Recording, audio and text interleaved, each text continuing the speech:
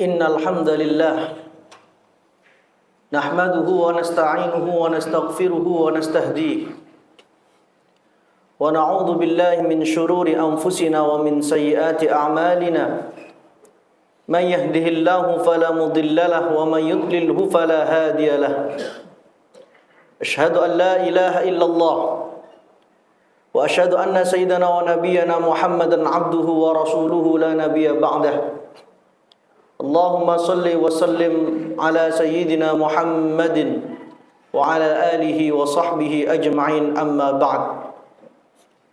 Ya ayyuhalladzina amanu taqullaha haqqa tuqatih wa la tamutunna illa wa antum muslimun. Ma'asyiral muslimin, jamaah salat Jumat Masjid Baitus Syakur Bang Jatim rahimakumullah. Marilah waktu yang mulia ini kita gunakan sebaik mungkin untuk meningkatkan kualitas takwa kita ke hadirat Allah Subhanahu wa taala. Kita pegang teguh keimanan kita dan jangan sampai kita meninggal dunia di luar kalimat la ilaha illallah Muhammadur Rasulullah.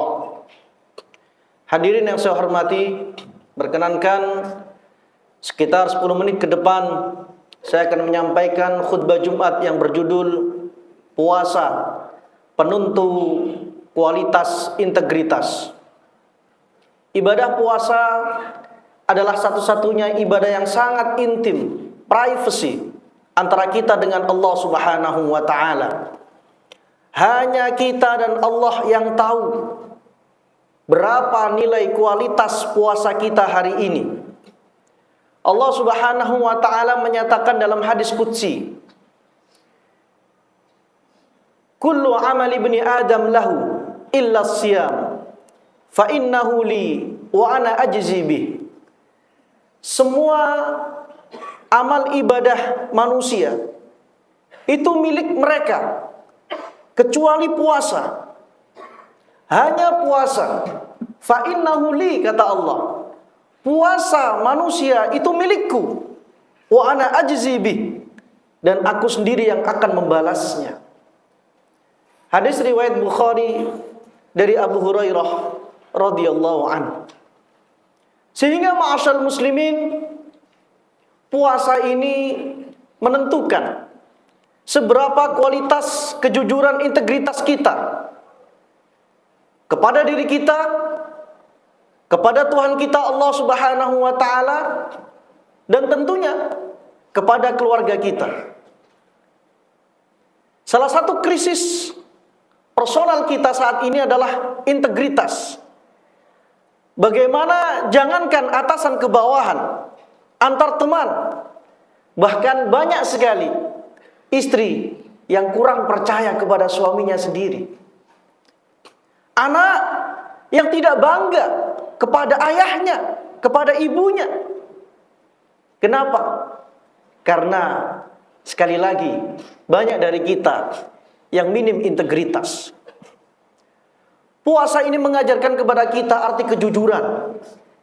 Bisa jadi seseorang tadi pagi dia bangun makan sahur bersama istri dan anak-anaknya. Namun ketika siang hari jam istirahat, dia diajak temannya ke warung dan dia mau saja.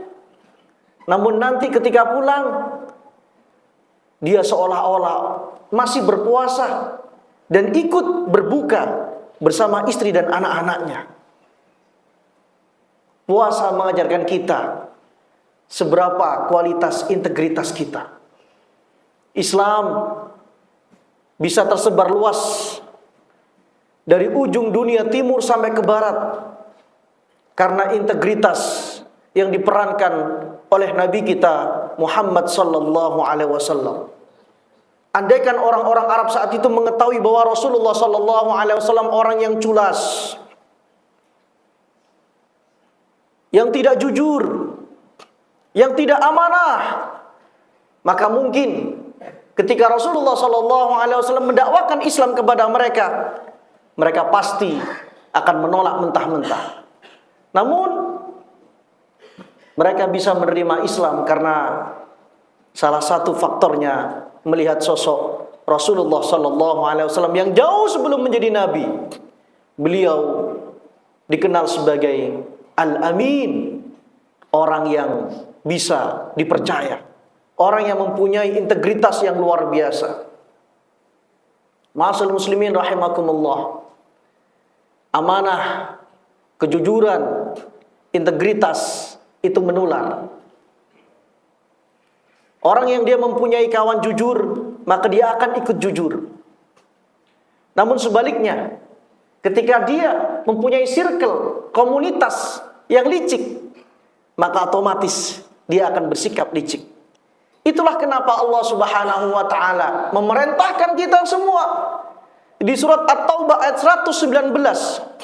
Ya ayyuhalladzina amanu, ya ayyuhalladzina amanu taqullaha wa kunu ma'as shadiqin.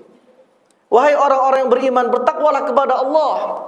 Wa kunu ma'as shadiqin, dan bersamalah dan bergaullah dan seringlah bersama orang-orang yang jujur.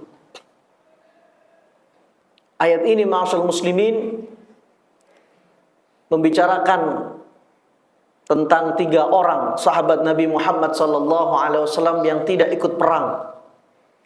Mereka adalah Ka'ab bin Malik, Murarah bin Rabi', dan Hilal bin Umayyah. Ketiga sosok sahabat Nabi ini tidak ikut perang Tabuk. Namun ketika Rasulullah SAW pulang ke Madinah, banyak orang-orang munafik yang dia meminta maaf ke Rasulullah, beralasan ini, itu, dan lain sebagainya, sehingga terbebas dari hukuman. Namun ketiga orang ini datang ke Rasulullah meminta maaf dan jujur, tidak mempunyai alasan apapun, tidak beralasan sakit, tidak beralasan sibuk, tidak beralasan apapun. Mereka jujur mengakui bahwasanya mereka lalai karena mereka telat mempersiapkan dan berangkat ikut perang bersama para sahabat.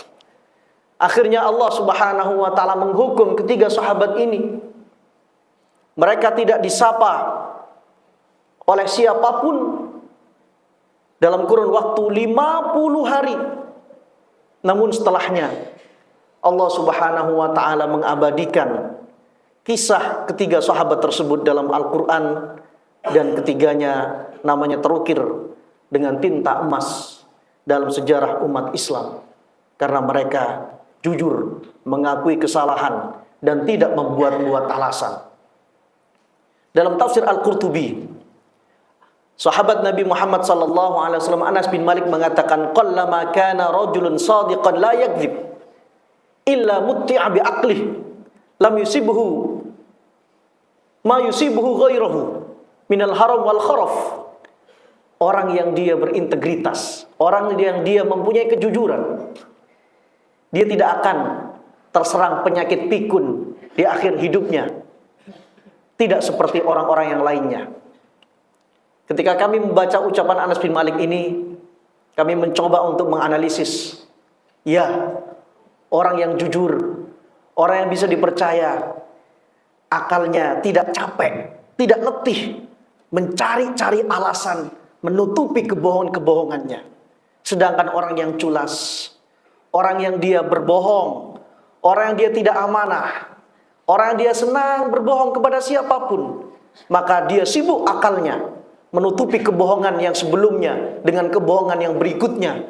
Kebohongan yang berikutnya akan dia tutupi dengan kebohongan yang berikutnya, sehingga daya akal ingatannya akan melemah di akhir hidupnya. Dan semoga Allah Subhanahu wa taala lindungi kita dari penyakit-penyakit pikun, terlebih disebabkan karena culas dan tidak bisa dipercaya oleh orang lain. Aqulu qauli hadza, astaghfiru rabbakum innahu kana ghaffara.